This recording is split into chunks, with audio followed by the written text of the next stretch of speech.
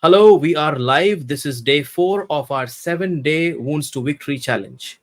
So far, we have covered two important areas. We've understood what is the wounding experience, how these unconscious factors actually have a big say in the way we lead our life.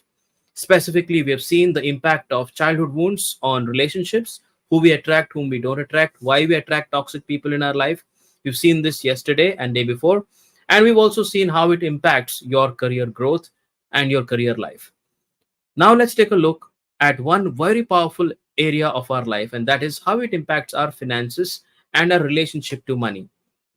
So, before we go there, I will intentionally repeat two truths which I have been repeating in these sessions. Why?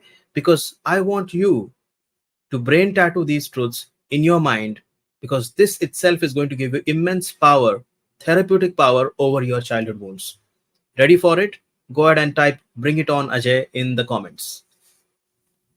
Thank you. All right. So here we go.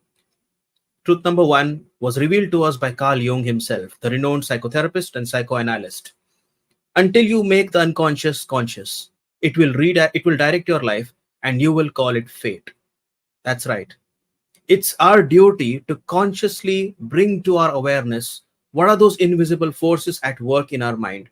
Because your decisions, and here comes the second part, your major decisions in life are not taken consciously. They are usually taken unconsciously by the power of the unconscious mind.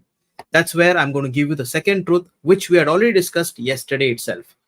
We are conscious of only 5% of our cognitive activity. That's right, which means that 95% of our decisions, actions, emotions, and behaviors actually depend on the brain activity, which is unconscious. In other words, most of your childhood wounds and traumas are the reason why you take certain decisions and then regret. Now let's bring it on the finance part. Okay, so if this itself was a Balbon moment for you, go ahead and type Balbon in the comments. And you can tag 3 or 4 people who can benefit from this. All right. So my question to you now is it possible that your financial decisions, your and my financial decisions and behaviors can be controlled by the hidden forces in the unconscious? Ask yourself this question. And while you're asking this question, think of the last time you spent on something which was not essential for you. You just bought it emotionally. Think of the last time you used your money to spend on things which were of no value to you. And then give me an answer. Why do you think you spent your money on things which were of no value to you? So, one simple example I would like to give you is, why do people, in spite of knowing that junk food is not good for them, why do people still invest in junk food? Why do people buy cigarettes? Why do people buy alcohol? Nothing against people who do that. But then, don't you think it's an irrational decision? Why do people use their hard earned money to do that? And that's because the answer lies in the unconscious mind. And this is where I might have convinced you now. I'm sure I have convinced you now that most of your decisions are emotionally driven. And these emotions are further driven by your childhood wounds. You can go to day number 1 to understand what wounding experience is. But right now, let me share with you the effect of childhood wounds on your finances one by one. All right. So, number 1, I'm just going to give you 3 broad categories because that's all I can do in this live session right now. But this itself is going to give you immense power, because bringing to your conscious awareness the play of the unconscious mind itself is going to give you power. Let's move ahead. All right. The first one is the fear of abandonment or loss. In your childhood, if you faced abandonment, maybe by a primary caregivers or people whom you trusted, or if you were punished excessively with withdrawal of love, that is, doors were slammed and you were just kept alone in your room till you repented of your sins, then it can lead to a deep childhood wound which can reflect in your relationship with money. How? You will have the fear of going broke. You might be doing well in your career life, you might be earning a decent amount, and yet at the back of your mind, you always have this fear that somehow, someday, I may lose it all. Fear of also financial instability. And this fear of financial instability, that maybe I may not be able to earn in the future, I may not be able to earn and sustain myself. This fear can be manifested in also sticking to toxic work environments or sticking to toxic bosses, not allowing not allowing yourself to come out of toxic situations. Why? Because somewhere unconsciously you believe that maybe I will have financial instability if I quit out of this job. This is also deeply related to your self esteem, of course. And let me bring to your notice that COVID was a time when many companies used this wound, used this wound of financial instability. They drove this fear even deeper in people who already had that wound by telling them that you will have to work on our terms, otherwise, there is nothing for you out there. Now, if any one of you has gone through this during COVID time, you can just go ahead and type me in the comments. And it's good to acknowledge, because acknowledgement itself means the first step of healing. That's about fear of financial instability. Ask yourself, do you have these two fears? If you do have them, they are related to your wounds, and it's not only about what you experience now.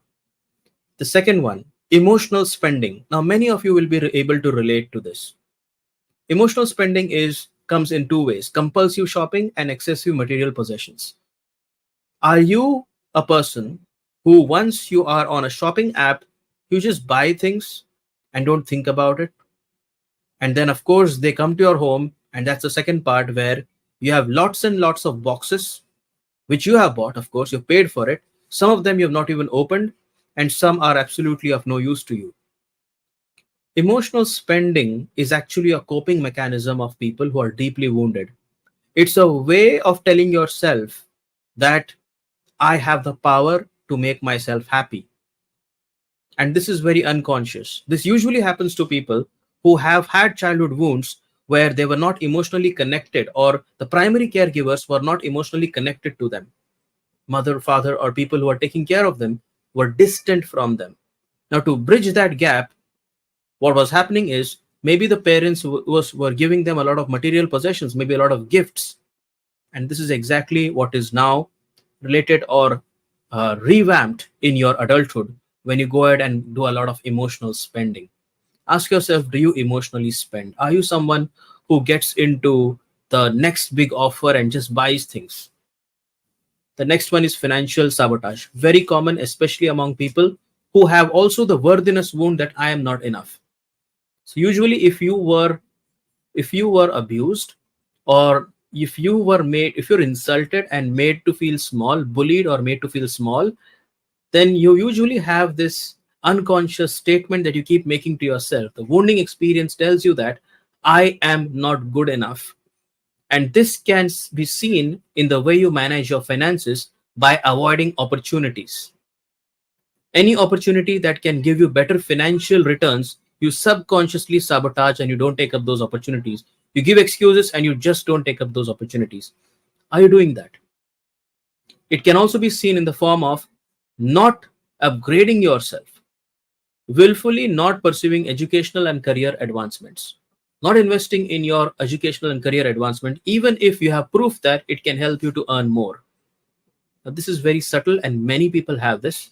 And this is what we call as financial sabotage, actively sabotaging your financial growth. There are many more wounds related to this, many effects of childhood wounds on finances. I've just given you some broad categories here for you to introspect. Let me know which ones you were able to relate to. And if you have any questions, go ahead and type your questions in the comments, and I'll reply to you with another live session. All your questions will be replied to in a live session. I'll also include a form at the end over here for you to type in your questions and send them to me, so that I can use them. I can use these questions, and again, I'll answer them in a Facebook Live. Thank you. This is Ajay Almeida, the Boundary Coach. I'll see you tomorrow with more cutting edge information on childhood wounds. Thank you very much for joining today.